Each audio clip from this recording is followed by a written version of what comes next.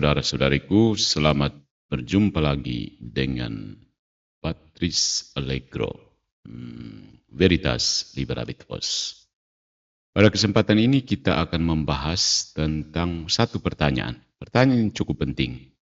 Ketika ada orang mati-matian sola scriptura, maka kita bertanya, apakah Yesus mengajarkan sola scriptura?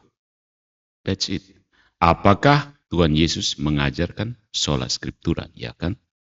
Kalau tidak, berhenti. Jadi, pertanyaannya seperti ini. Apakah Yesus menyediakan transmisi iman Kristen yang berkelanjutan? Apakah Yesus menyediakan proses transmisi, proses penerusan iman Kristen terus-menerus berkelanjutan? Ya atau tidak? Ini pertanyaan yang sederhana dan mendasar ya. Tapi anehnya, ini adalah salah satu yang jarang ditanyakan oleh para apologis Protestan. Jarang sekali dipertanyakan. Dalam sejarah apologetika Protestan, penekanan besar ditempatkan pada bagaimana kita mengenali inspirasi kitab suci. Entah itu otoritas gereja versus kesaksian internal roh. Luther, Calvin, dan Zwingli bilang kesaksian internal roh. Bisikan roh ke dalam hati orang-orang yang terpilih. Nah, ya, tentang inspirasi kitab suci, kesaksian kekristenan kuno, dan ini penting, dugaan kesalahan Katolik. Kesalahan tanda petik. Ya. Itu teologi Protestan berputar di situ. Bagaimana kita mengenali kitab suci, kesaksian kekristenan kuno, dan dugaan kesalahan Katolik. Tetapi satu pertanyaan yang hampir tidak pernah ditanyakan adalah, apakah Tuhan kita Yesus Kristus mengajarkan sola scriptura?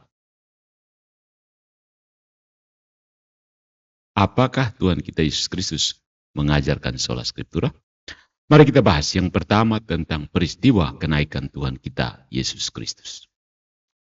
Dalam dogma Protestan, bukan dalamnya, tentang kenaikan Tuhan kita.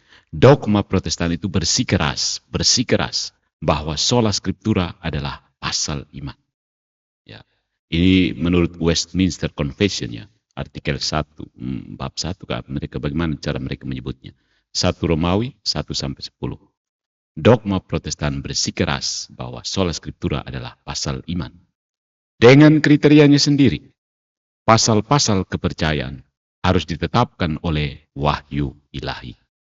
Dalam kata-kata Zacharius Ursinus, itu sekitar tahun 1583, penulis Katekismus Heidelberg, doktrin gereja memiliki Allah sebagai penulisnya. Bla bla bla. Sementara berbagai sistem agama sektaris telah diciptakan oleh manusia. Dari The Commentary of Dr. Zacharius Ursinus on the Heidelberg Catechism, translated by G.W. Willard, 2nd edition.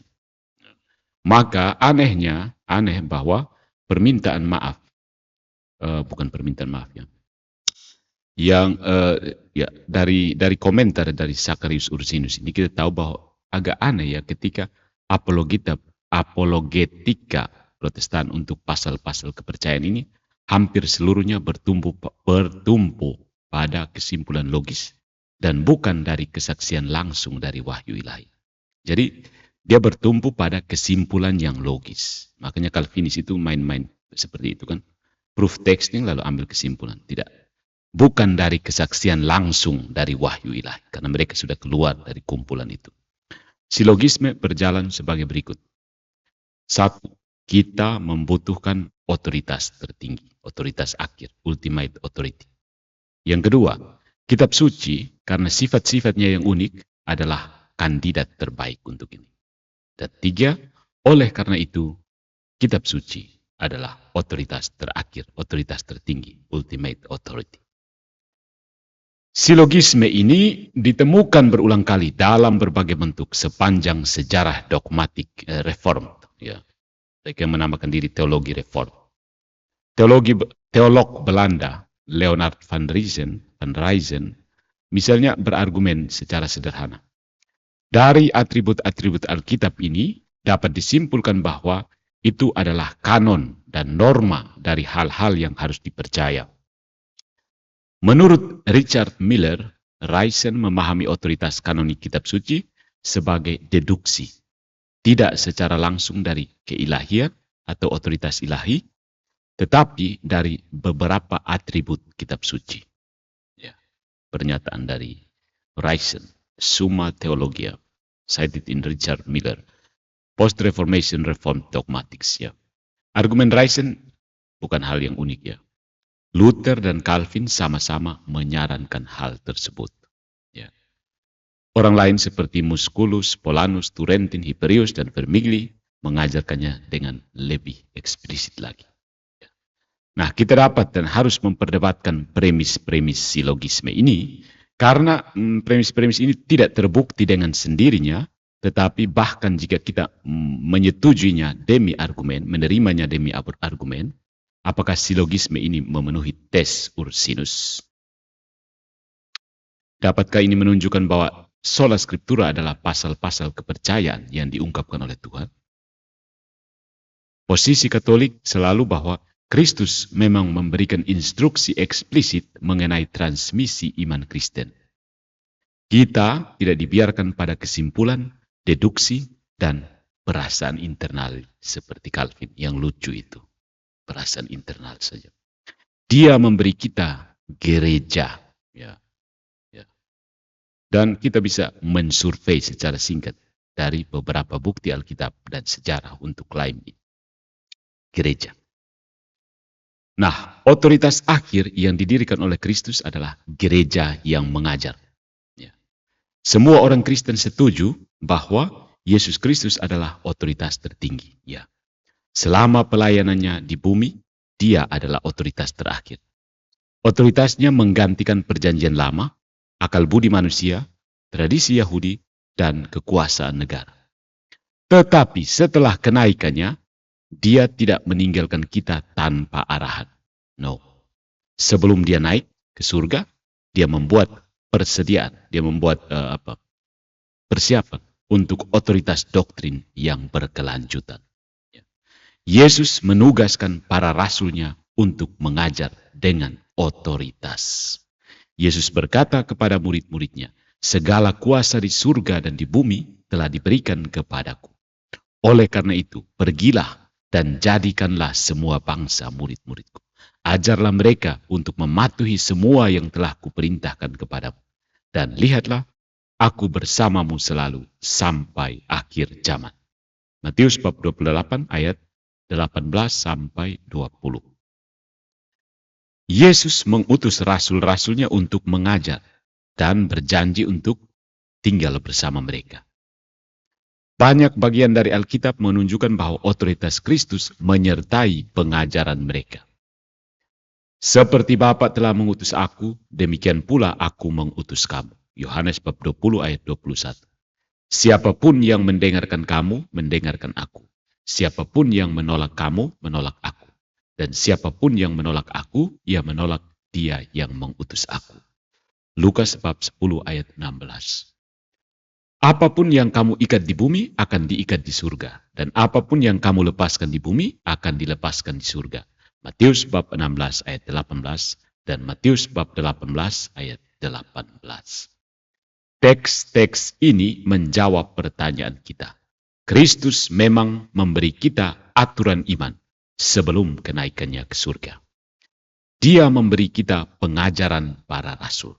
Nah, penting untuk dicatat bahwa Kristus tidak pernah menyebutkan tulisan-tulisan para rasul. Never. Dia tidak memberi mereka perintah untuk menulis. Dan tidak pernah membatasi otoritas mereka pada kata-kata tertulis. Otoritasnya melekat pada pribadi mereka dan ajaran mereka. Pribadi dan ajaran mereka. Nah. Kemudian para rasul menunjuk penerus untuk mengajar dengan otoritas. Orang-orang Protestan biasanya mengakui bahwa para rasul mengajar dengan otoritas. Mereka menyangkal bahwa para rasul menyampaikan otoritas ini kepada penerus mereka. Ini disangkal oleh Protestan. Namun Alkitab dan sejarah membantah sangkalan Protestan.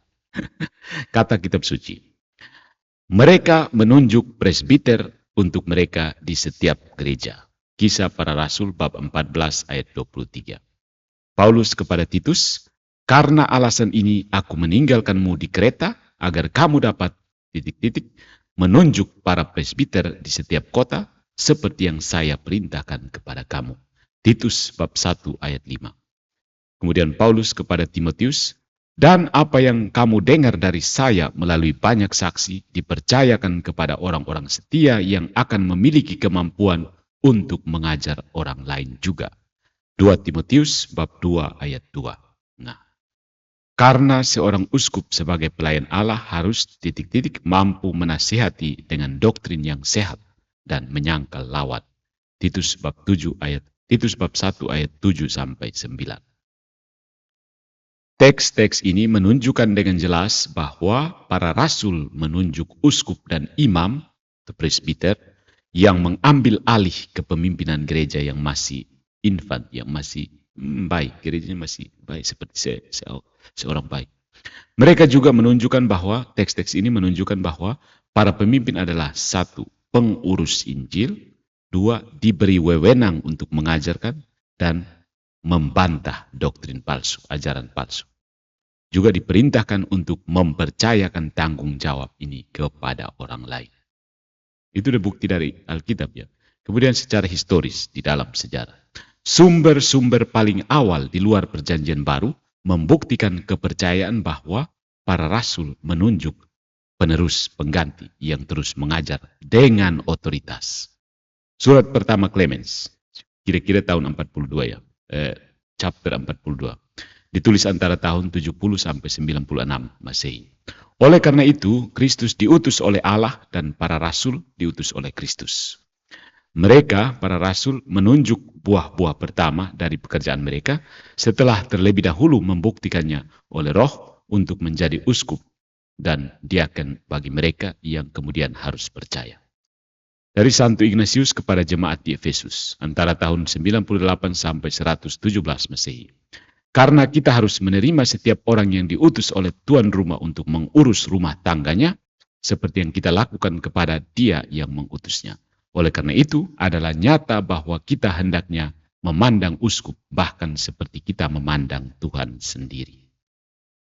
Nah, orang-orang Kristen awal menegaskan otoritas yang ditetapkan oleh Kristus. Kontroversi doktrin ini melanda kekristenan di gereja abad kedua. Gnostik mengajarkan doktrin-doktrin esoteris dan mengaku sebagai pewaris hikmat rahasia yang diturunkan dari para rasul. Ingat, saya pernah mengajukan pernyataan bahwa Protestantisme itu neognostikisme. Mereka juga merujuk, mengapel kepada Alkitab. Bapak Gereja Tertullianus sekitar tahun 1160 sampai 220 menanggapi klaim mereka para gnostik ini dan menawarkan salah satu pernyataan otoritas yang paling awal dan paling jelas yang ditetapkan oleh Kristus. Karena itu dari sini kita menyusun aturan kita.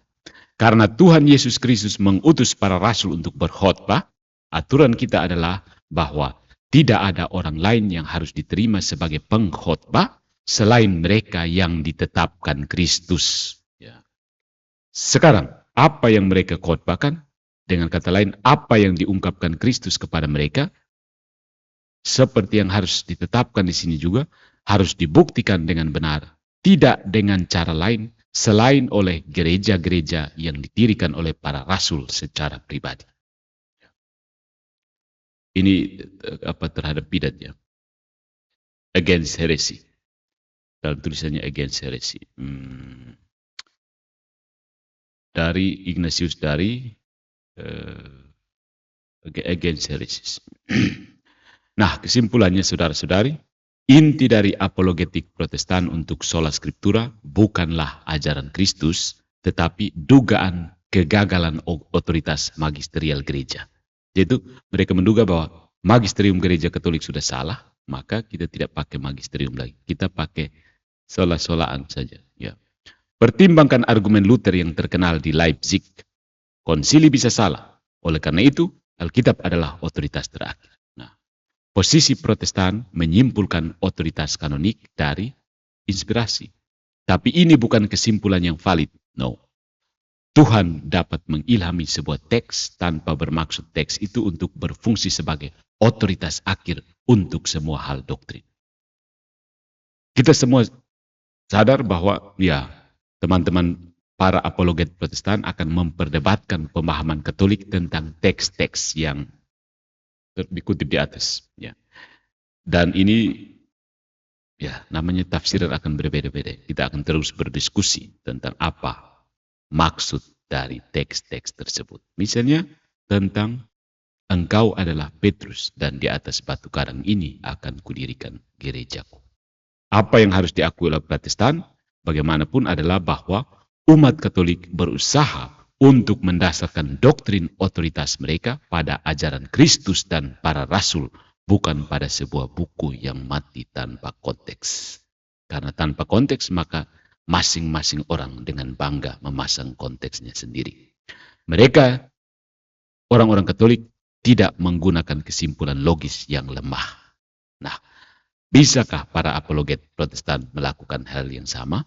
Tidak bisa, karena yang ada pada kami hanyalah kitab suci. Kami sudah terbuang dari gereja, kami sudah terputus dari suksesi apostolik. Kami mengklaim otoritas sendiri. Maka yang ada pada kami hanyalah kitab suci. Jadi, doktrin sola scriptura itu muncul karena bagaimana ya? Ya, mau tidak mau, karena yang ada hanya kitab suci. Jadi mau bawa apa? Tidak ada suksesi apostolik. Mau apa lagi? Mau apa? Mau jungkir balik, mau cari suksesi apostolik dari mana? Kuah, kosong.